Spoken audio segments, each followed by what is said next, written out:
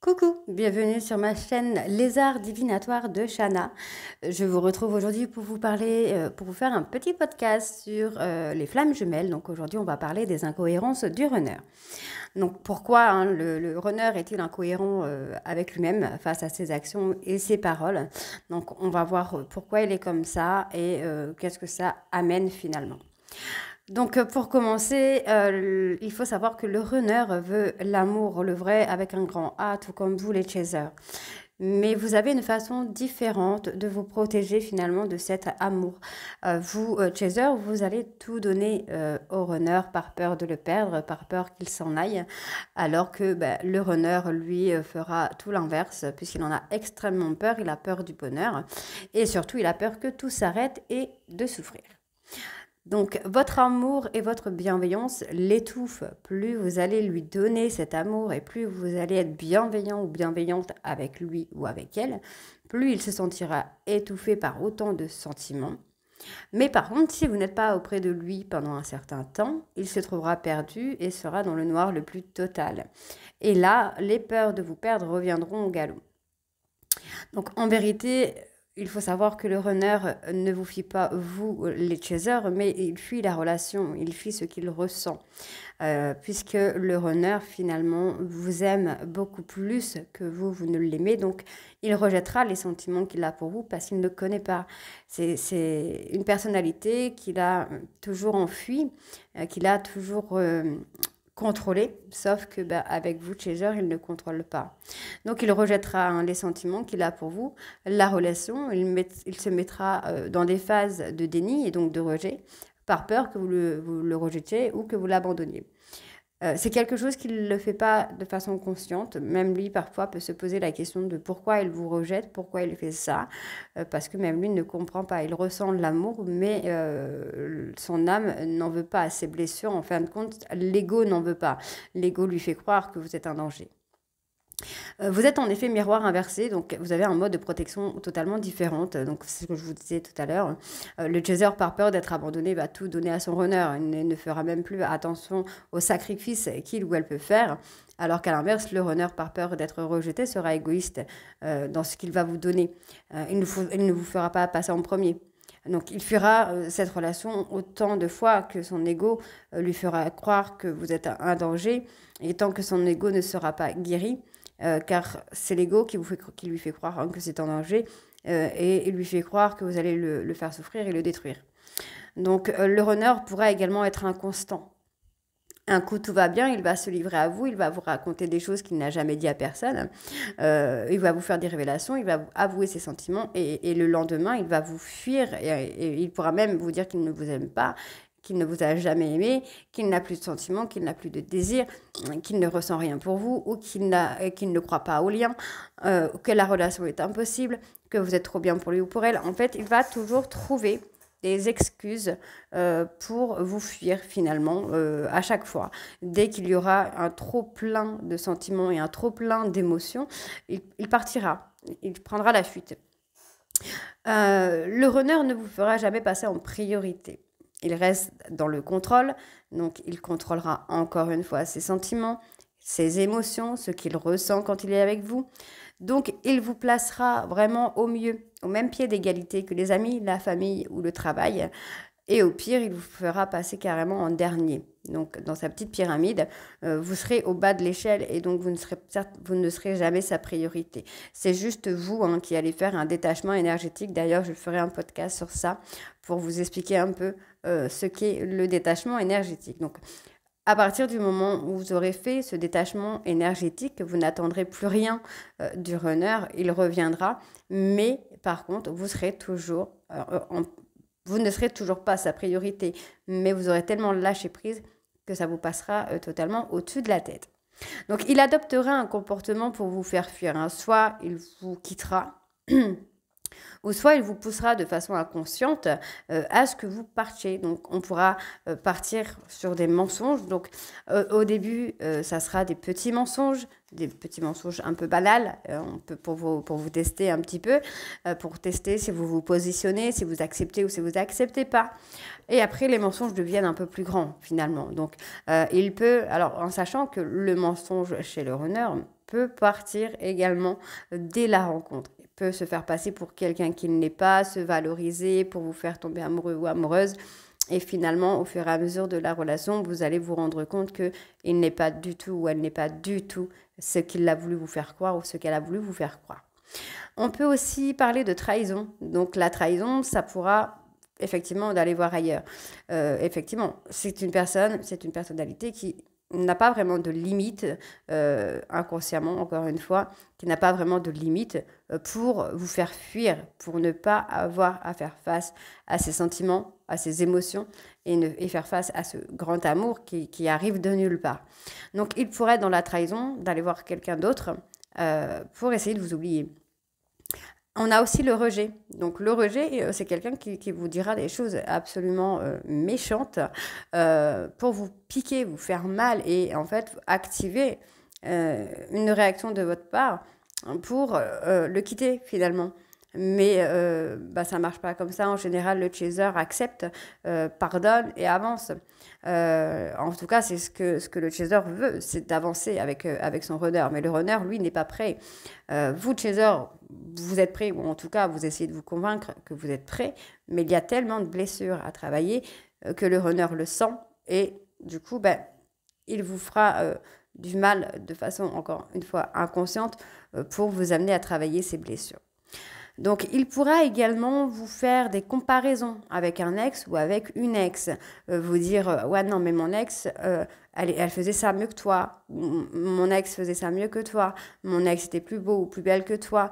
Ma relation avec mon ex était plus sympa. En fait, il va vraiment vous piquer au vif pour vous faire du mal, pour vous faire fuir, quoi.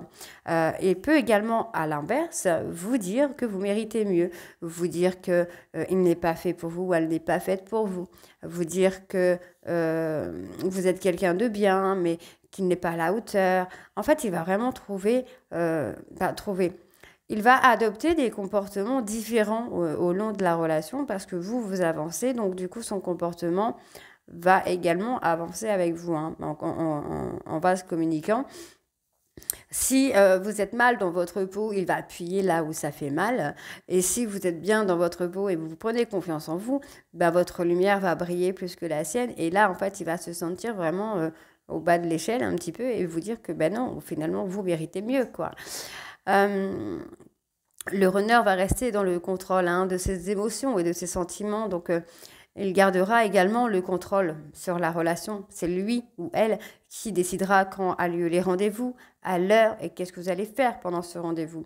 Certains runners ne voudront même pas sortir avec vous pour aller boire un verre ou aller au cinéma parce que ça le mettrait trop mal à l'aise. Il n'aurait pas le contrôle sur ça. S'il sort de sa zone de confort, ça le met vraiment très mal à l'aise et il sent que le contrôle lui échappe. Et donc sera effectivement dans le refus de sortir boire un verre ou d'aller au cinéma, d'aller se promener main dans la main, parce que c'est pas qu'il en a pas envie, il en a envie, il aimerait le faire, mais il n'est pas prêt encore à le faire. Donc il va falloir être patient par rapport à ces incohérences, parce qu'il va vous dire qu'il vous aime, mais finalement, vous allez avoir l'impression qu'il ne vous assume pas ou qu'il a honte d'être avec vous, parce qu'il ne veut pas sortir, en fait.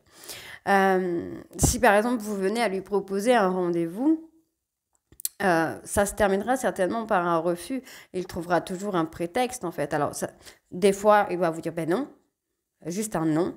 Et des fois, il va vous dire, non, trop de travail, j'ai pas le temps, je suis trop fatiguée, j'ai déjà quelque chose de prévu, j'ai une sortie avec les amis. En fait, il va vraiment trouver tous les prétextes possibles pour ne pas venir au rendez-vous que vous lui proposez. Parce qu'il veut que ce soit lui. C'est lui qui vous propose tout, en fait. C'est lui qui prend des décisions, mais bien souvent, le runner a beaucoup de mal à prendre des décisions. Ou alors, il va vous dire, tiens, si on faisait ça, et finalement, il va revenir dessus.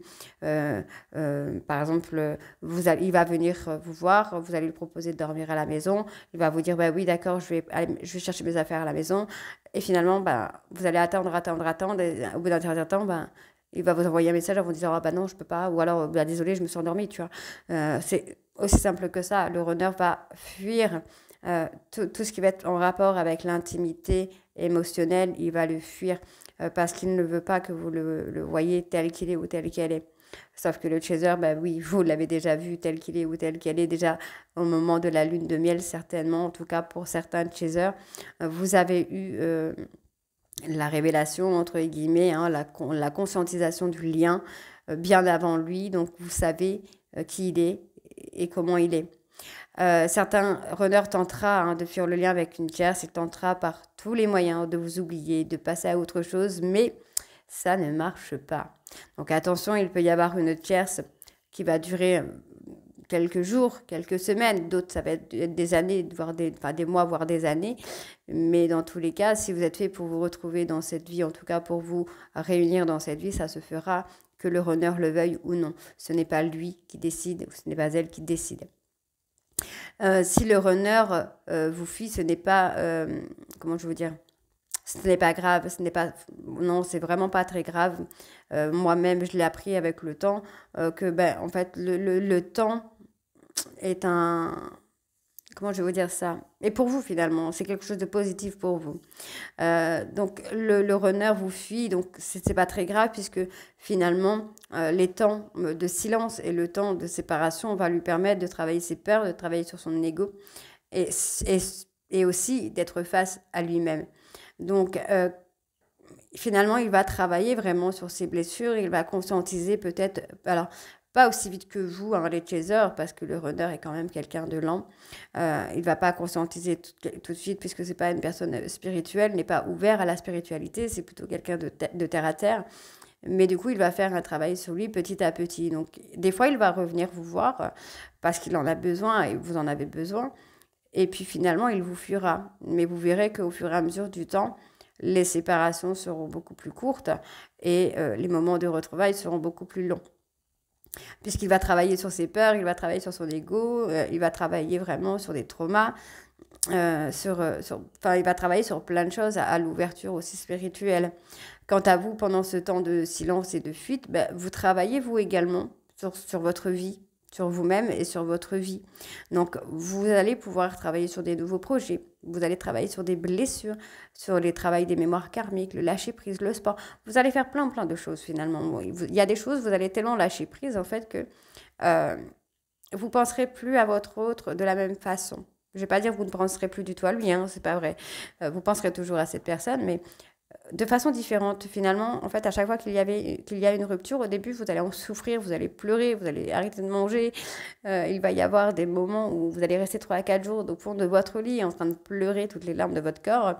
Et finalement, plus vous allez avancer dans le temps, plus vous allez avoir tellement l'habitude de ces séparations et de ces silences que vous n'allez même plus chercher à insister au niveau de la communication. Vous allez laisser les périodes de silence à votre runner pour qu'il puisse travailler sur lui, pour travailler sur elle, et vous allez en faire de même de votre côté.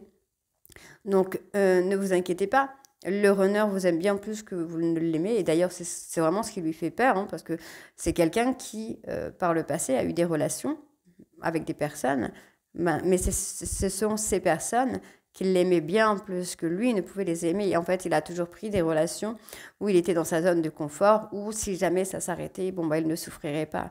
Tandis que là, en fait, avec vous, ce qui lui fait peur, c'est ça, c'est qu'il vous aime plus que vous ne l'aimez. D'ailleurs, en général, le runner vous aime pratiquement dès le départ, alors que il y a cette reconnexion, attention, je ne dis pas qu'il n'y a pas la reconnexion en même temps, la reconnexion se fait en même temps, mais le chaser en fait aura des barrières alors que le runner va vous aimer tout de suite et finalement il va prendre une période de recul à la première séparation et il va se mettre en retrait, il va se mettre en déni, alors que vous les chasers, vous allez vous mettre un petit peu en retrait au début. Enfin, en tout cas, moi, c'est ce que j'ai fait. Je me suis mis en retrait au début. J'ai été un peu pas dans le déni, mais dans le contrôle. Je voulais pas tomber amoureuse de lui. Et en fait, je l'ai aimé après. Et il y a eu un déclencheur, finalement, qui m'a fait comprendre que lui, il m'aimait déjà avant que moi, je ne l'aime. En tout cas, avant que moi, je lâche prise sur les sentiments. Lui avait déjà lâché prise sur les sentiments. Donc, le fait de vous aimer plus lui fait peur et c'est pour ça qu'il souffrira bien plus que vous en fin de séparation. Comme je l'avais déjà dit dans un podcast avant, lors des séparations, que vous n'êtes pas à égalité, vous les chasers, vous en souffrez dès le départ alors que le runner va en souffrir après quand il lui a le manque. Donc, il faut savoir que le runner ne comprend pas ce lien et il restera pragmatique, terre à terre, il n'est pas connecté à son côté spirituel, donc il ne comprend pas le lien, ni même ce qu'il ressent pour vous. Des fois, il va vous dire « je ne t'aime plus » ou « je ne t'aime pas », et en fait, il sera obligé de revenir vers vous, et même lui, il ne le comprend absolument pas. Donc il faut lui laisser vraiment du temps pour qu'il comprenne, hein. Donc il a besoin de temps pour accepter tout ça. Il n'est pas comme vous, hein, César, il comprend et avance beaucoup plus lentement que vous. Donc acceptez et respectez justement les temps de silence pour qu'il puisse faire son travail sur lui-même et vous de travailler sur ce lâcher-prise. Donc pendant ces temps de silence et d'absence, ne soyez pas dans l'attente. Plus vous allez attendre et pire ça va être, plus vous allez souffrir. Vous devez vous couper énergétiquement de votre runner, hein. Donc il faut savoir que votre runner ressent tout ce que vous ressentez. Donc si vous êtes dans l'attente, il sentira que vous attendez quelque chose de lui ou d'elle et en fait, mais il ne reviendra pas parce qu'il se sentira bloqué par rapport à cette attente. Donc il faut... en tout cas, là, dans l'instant T, il ne sera pas en mesure de vous donner. Donc, il faudra vraiment lâcher prise. Donc, il faut laisser votre runner vivre ce qu'il a à vivre et vous avez des choses à vivre pour votre propre évolution. Plus vous mettrez de temps à le comprendre et plus la réunion sera retardée parce que du coup, vous, encore une fois, vous serez dans l'attente.